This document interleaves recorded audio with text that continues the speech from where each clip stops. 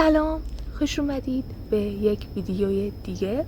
داستانش خونه‌ای که هرگز فروخته نشد. در حاشیه شهر خونه قدیمی وجود داشت که دیواراش نم زده بود و از کاهگل ساخته شده بود. پنجره‌هاش همیشه نیمه باز بود. مردم میگفتن هر کسی جرأت کرده شب رو اونجا بمونه صبح زنده بیرون نیومده.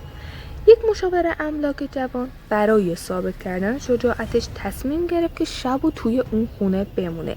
همه چیز عادی به نظر می رسید. ساعت 12 شب روی زمین سرد نشسته بود که ناگهان درها یکی یکی بسته شد. گوشیشم آنتنش رفت. از اتاق بالا صدای زمزمه اومد. صدایی که انگار چند نفر با هم آروم میخندیدن. اون با چراغ قوه بالا رفت. در اتاق آخری کمی باز بود.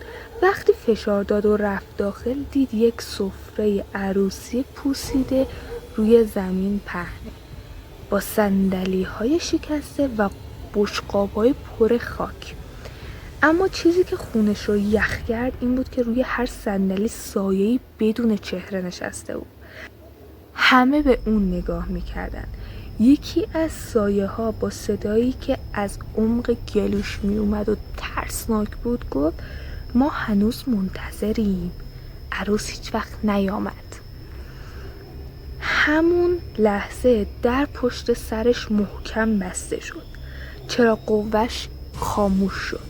آخرین چیزی که همسایه ها دیدن یه دونه چراغ بود توی بالای خونه و چراغ یک ثانیه روشن شد و خاموش شد. این آخرین چیزی بود که همسایه ها دیدن و بعدش دیگه تاریکی مطلق بود.